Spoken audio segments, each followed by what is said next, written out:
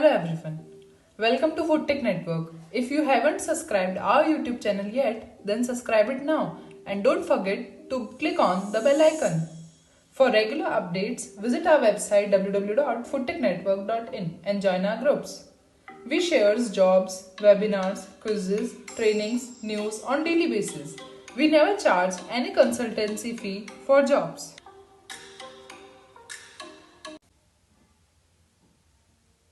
So today's lecture is on vitamin P. So let us start. What is vitamin P? Let us start with the introduction.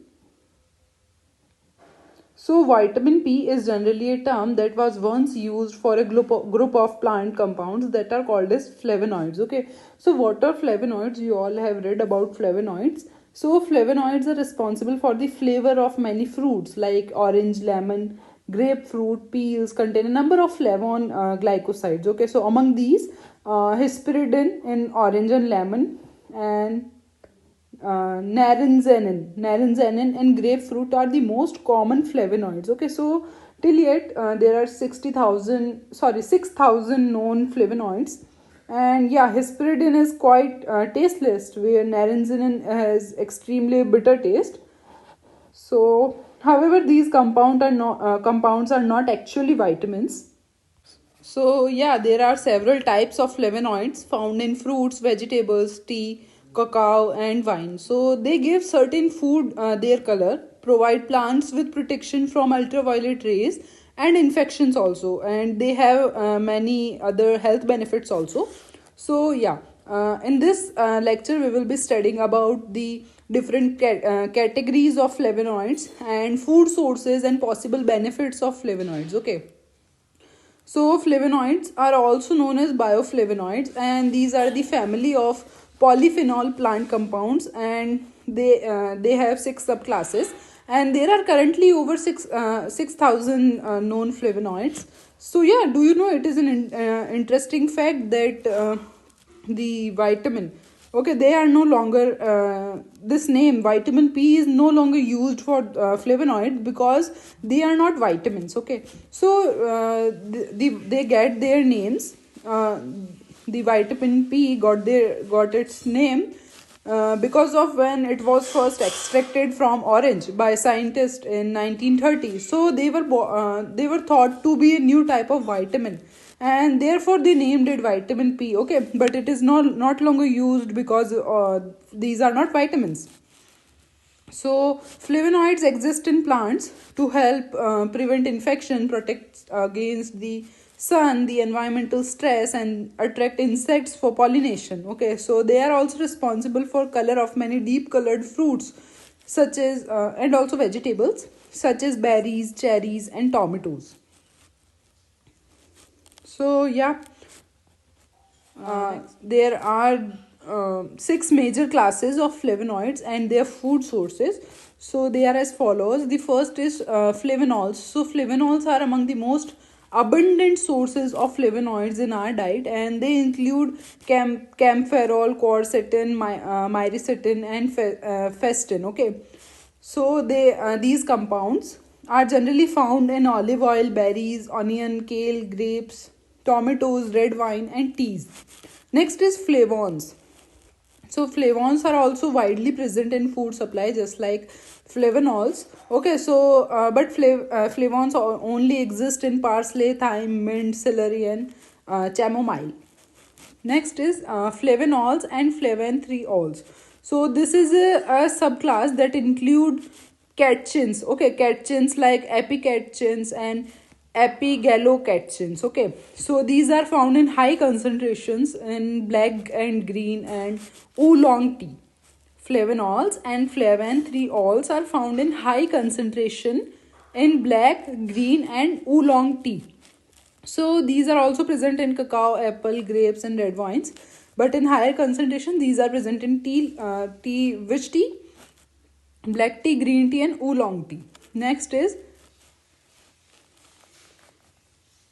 flavonols. Okay. So these are found in citrus fruits, and these are responsible for the bitter taste in orange, lemon, and other citrus peels. Okay. So these include hesperidin, naringenin, and erythritol. Okay, so I have also told you in the starting of the lecture that hesperidin in orange and lemon and naringenin in grapefruit are most common flavonoids, and hesperidin is quite tasteless, whereas naringenin has extremely bitter taste. Next is isoflavones. Okay, so isoflavones are the best known isoflavones are genistein and dedzin. Okay, so these are found in soya beans and soya products. Okay, isoflavones are related to soya products only. Next is anthocyanidins. So anthocyanidins are found in most red, blue, and purple fruits and vegetable, because they got their red, blue, and purple color due to the presence of the pigment and anthocyanidins. Okay, we also found anthocyanidins in red cabbage and all. Okay, so these compounds like cyanidin, delphinidin, or peonidin are present in cranberries, strawberries, blueberries, and blackberries, grapes, and red wine. Okay, so yeah, here are the most asked question and most famous questions regarding vitamin P. So what does vitamin P do? So yeah, flavonoids, I have told you the function of flavonoids. Okay, so flavonoids, once known as vitamin P, are a large class of plant compound found in deeply colored fruits, vegetables, cacao, and wine. Okay, so such studies suggest that flavonoids sometimes acts as antioxidant, which may help to protect against chronic diseases. Okay, next question. Who discovered vitamin P? So, Albert Zand Georgi. Okay, he discovered vitamin P. Next, are flavonoid supplement effective? So yeah, flavonoids have anti-inflammatory, anti-carcinogenic, antioxidative effects, and as well as positive effects on the cardiovascular system. So sometimes flavonoids are being investigated as treatments for metabolic problems and diabetes, Alzheimer's, antibiotic resistant infection, and the H1N1 flu. So yes, the flavonoid supplements are effective. So yeah, that's it. We have completed our whole lecture on vitamin P. So let me summarize it for you that flavonoids are thought to offer a number of health benefits, but most of the research has been conducted in test tubes. So some observational studies in humans suggest that they may boost brain health and decrease the risk of heart diseases and diabetes. Okay, so vitamin P is a kind of flavonoids, don't forget it. So yeah, that's it. Okay, which foods have we haven't completed yet?